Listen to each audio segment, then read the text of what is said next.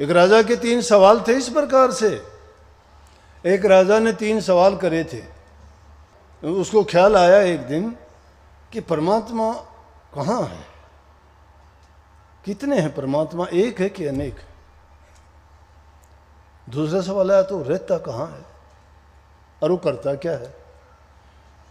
ज्ञानी बनवा लिए, विद्वान बुला लिए और उनको बुला के सबको कहने लगा, भाई बताओ 3 सवाल। किसी ने कुछ बताया, किसी ने कुछ बताया, लेकिन कोई उनकी संतुष्टि नहीं कर सका।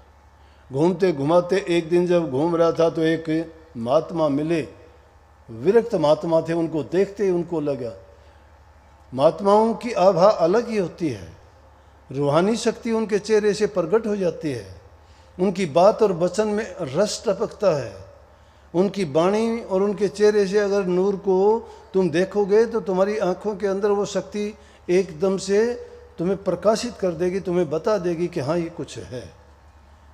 अगर तुम दिल से उसकी ओर देखकर पहचानने की कोशिश करोगे तो ये बाहर की आंख तो दुनियादारी की चीज देखने के लिए है, अंतर आंख से देखने की कोशिश करोगे तो समझ गए कि नहीं।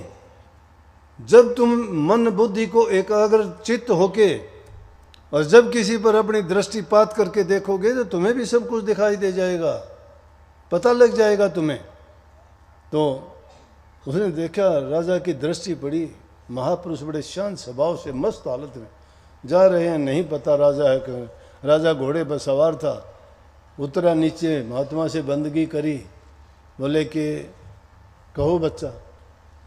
बोले जी बहुत से महात्मा मिले, लेकिन पता नहीं आपको देख के मेरे दिल में कुछ ऐसा लगा कि आप महापुरुष हो। बोले कि हम कहाँ के महापुरुष हैं, हम फकीर आदमी हैं, आज यहाँ हैं कल वहाँ हैं, 2 रोटी जहाँ मिल जाती है खा लेते हैं, रात पड़ जाती है सो जाते हैं, कुछ नहीं, एक परमात्मा का नाम जानते हैं, उसकी मौज में रहते हैं। कभी फाका करना पड़ता है तो कभी बहुत भोजन मिल जाता है, कभी सोते हैं, कभी उठते हैं, कभी स्नान का, कोई हमें ये वो नहीं है।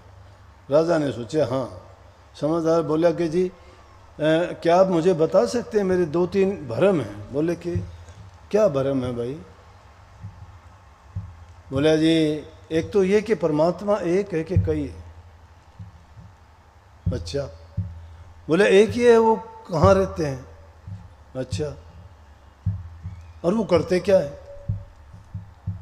बोले यार इतने कठिन सवाल और तू यहाँ खड़े खड़े पूछना चाहता है मेरे से।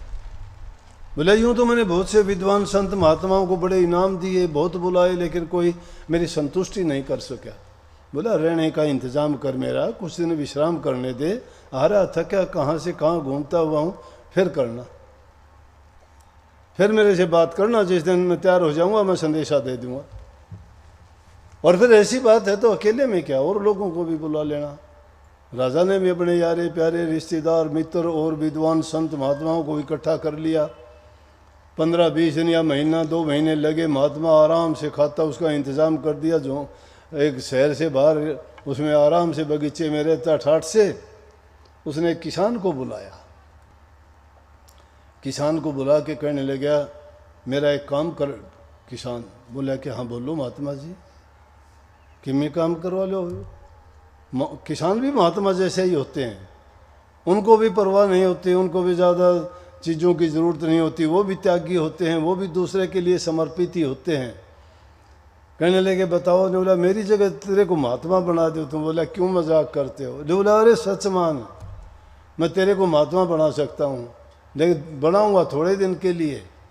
बोला कि अगर आपको अच्छा लगता है, आपका कोई बात है तो बना दो। उसको महात्मा बना दिया और महात्मा राजा को संदेश भेज दिया, उसको बातें सिखा दी कि भाई इस तरह से तेरे से राजा जब कहेगा। और खुद उसने जो से भेष बना लिया जमींदार का, हाथ में खुरपा ले लिया, घास खोदने वाला एक जाड़िया ले लिया, और उसके साथ वो किसान महात्मा और महात्मा किसान। राजा के दरबार में उपस्थित हो गए सब लोग, विद्वान बैठे, ज्ञानी बैठे, संत महात्मा फकीर बैठे, सब देख के हंस पड़े।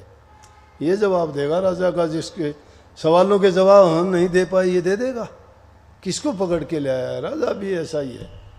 ऐसे बात कर रहे थे, जाके कहने लगे कि हाँ राजा बोल। क्या सवाल है तेरे? को किसान बोला जी मेरे ये सवाल हैं। बोले ये सवाल हैं, ये तो मेरा घसियारा बता देगा। अब घसियारा थोड़ा था, महात्मा था वो तो।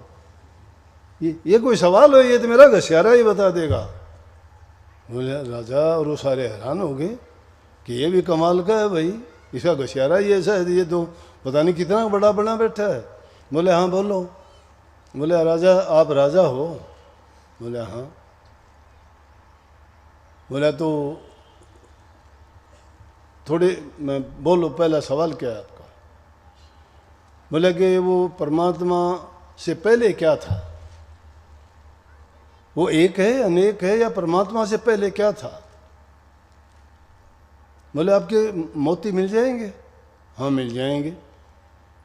तो हुक्म दिया, राजा मोतियों की प्लेट भर के आ गई। बोले एक बार गिनना कितने हैं ये? राजा ने उठाया एक, बोला एक, फिर बोला दो, अरे कितने? फिर दोबारा गिनना, मैंने सुने नहीं। बोला एक, बोला दो, बोला एक नहीं, अच्छी तरह गिन, गलत गिन रहा है। बोले गलत कहाँ गिन रहा हूँ, एक ही तो होगा। बोले एक से पहले भी होगा कुछ? बोले एक से पहले? हाँ एक से पहले भी होगा ना कुछ। नहीं बोला एक से पहले कुछ नहीं, तो नहीं बोला परमात्मा से पहले क्या होगा? वो एक ही है, उससे पहले क्या होगा बता? वाह राजा हो गया कब का? बोले हाँ ठीक है जी। बोला तो वो रहता कहाँ है? दूसरा सवाल मेरा ये, रहता कहाँ है? बोले ऐसे ही पूछे जाएगा, मेहमान को पूछते हैं, चाह पानी आओ भगत करते हैं, तूने आते ही सवाल दागने शुरू कर दिए। बोला भाई दूध लेके आओ महात्मा के लिए। बोला और कुछ नहीं? बोला दूध मंगाओ। दूध मंगाया, दूध को लेके उसको यूं देख रहे हैं। बोला जी दूध है, मीठा डाल रखा है इसमें, लो दूध लो आप। उसमें उंगली मारने लग गया। बोला क्या कर रहे हो? बोला घी देख रहा हूँ, कहते हैं दूध में घी होता है। राजा बोला जी ऐसे नहीं मिलता वो। बोला कैसे मिलता है? बोला इसको गर्म करना पड़ता है, जमाना पड़ता है, फिर रड़कना पड़ता है, फिर मक्खन निकलता है। बोला परमात्मा भी इतनी आसानी से नहीं मिलता, उसके लिए भी इतने काम करने पड़ते हैं, उसके लिए भी आदमी को इतने ही प्रयास करने पड़ते हैं जिस प्रकार से उस दूध से निकालना पड़ता है। दो सवाल पूरा होने के बाद कहने लगा वो करता क्या? मैं बोला कि कमाल करते हो, जो बातें मैं तुझे बताता हूँ मैं तेरा गुरु हो गया कि नहीं? बोले हाँ। तो शर्म आनी चाहिए, मैं जूतियों में खड़ा हूँ, गुरु तो तेरा जूतियों में खड़ा है, तो गद्दी पे बैठा है। राजा उतर के नीचे आ गया। बोले वहाँ खड़ा हो। राजा को जूतियों में खड़ा कर दिया, आप कुर्सी पे बैठ गया। बोला बोल तीसरा सवाल। बोला जी तीसरा सवाल है वो करता क्या है? बोला वो यही करता है जो मैंने करके दिखा दिया, किसी को गद्दी पे बैठाता है, किसी को जूतियों में खड़ा करता है। महात्मा के सामने हाथ जोड़ लिया। कहने का मतलब मेरा ये था कि ये दिखाने के लिए वो शक्ति है, लेकिन दिखाई नहीं देती। मिलेगी कैसे?